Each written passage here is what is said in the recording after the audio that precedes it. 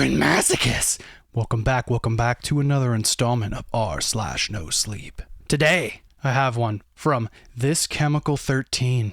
Title! My son keeps drawing a man we've never met. I think he's real. Like always, please like and subscribe if you like the videos. Let's get into it. My son, Alex, has always loved drawing. Crayons, markers, whatever he could get his little hands on. At first, it was the usual stuff.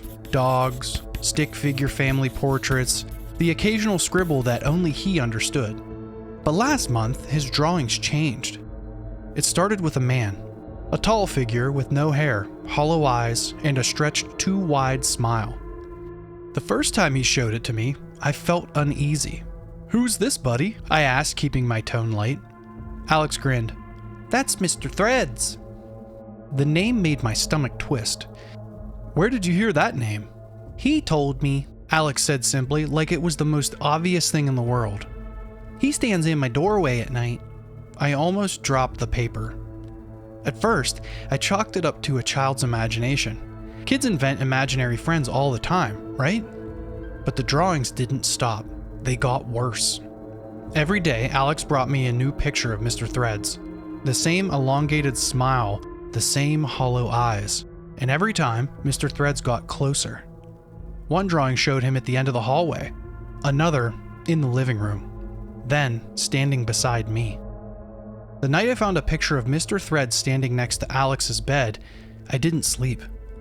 Last night, I heard something. It was past midnight, and I was getting a glass of water when I heard Alex talking in his room. Soft, hushed whispers. I pressed my ear to the door. "But you don't have to be mad," Alex was saying. "I told her about you. She believes me now." A long silence. Then, in the quietest voice I ever heard my son use, "Okay, I'll tell her." I burst through the door. Alex was sitting up in bed, staring at the open closet. "Who were you talking to?" I demanded. He blinked like I had just woken him up. "Mr. Threads says you should sleep with the door open tonight." My stomach dropped. "Why?" Alex's lower lip trembled. "So he can come in?" I slept with the door locked. This morning, Alex wouldn't look at me. He just kept scribbling furiously, his crayon scratching against the paper. When I finally coaxed it out of his hands, my breath caught in my throat. It was me, sleeping.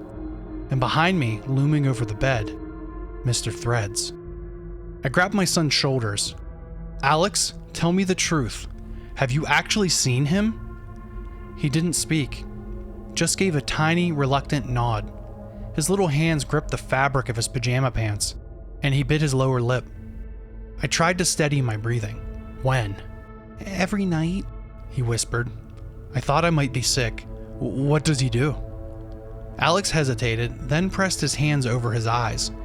"He watches, but he doesn't have eyes, so sometimes he borrows them." A sharp chill ran down my spine. "What do you mean, borrows them?" Alex shuddered. "Sometimes I wake up and everything is blurry, and my eyes hurt," his voice wavered. "That's when I know he's using them." My hands started shaking.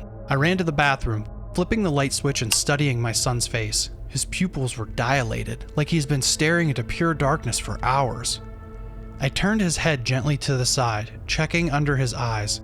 Dark circles, so deep they looked bruised. "We're leaving," I said, my voice barely above a whisper. That night, I kept every light on in the house. I let Alex sleep in my bed, keeping him tucked close to me, his small fingers gripping my sleeve like he was afraid I'd disappear if he let go. I didn't blame him. I felt the same way. Sleep didn't come easy. Every shadow in the room felt like it was stretching towards us, reaching. I kept reminding myself that it was just in my head, just my own paranoia turning shapes into monsters. Then, at 3:07 a.m., Alec gasped awake. I bolted up. "What is it?" He trembled violently, clutching at his face. "Mom, my eyes! I can't see!" I grabbed his shoulders. It's okay, I'm here. You're safe." But even as I said it, I saw the shift in the room. The light flickered just once, then again, and the temperature dropped. I turned slowly towards the bedroom door. It was open. A long shadow stretched across the floor. Alex sobbed into my chest, his tiny fingers curling into fists. "He's here," he whimpered. I didn't look. I couldn't. Instead, I pulled Alex into my arms, stood up, and backed toward the farthest corner of the room. My heart slammed against my ribs, every instinct screaming at me to run, but I didn't know where to go. Then, the whisper came. "You see me now." I snapped my eyes shut. It was right there. I could feel it. A presence looming over us, stretching, growling, filling the room with something cold and unnatural. My breath came in shallow, rapid gasps. I felt something graze my cheek. I ran. I don't remember getting to the car. I barely remember buckling Alex in, my hands fumbling as I tried to still my shaking fingers.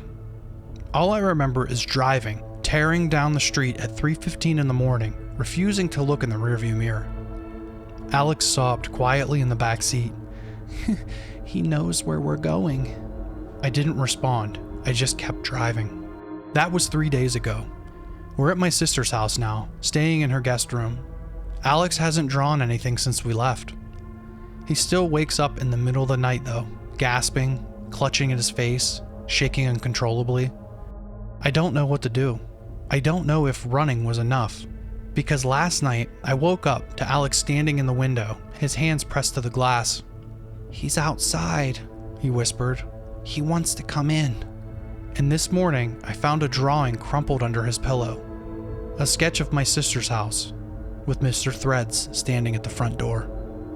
Mr. Threads. I like that. It's creepy. Please like, subscribe. Please go over and check out This Chemical 13's Reddit page. It'll be in the description below. Like always, I appreciate each and every one of you. I am the Micro Masochist. Farewell.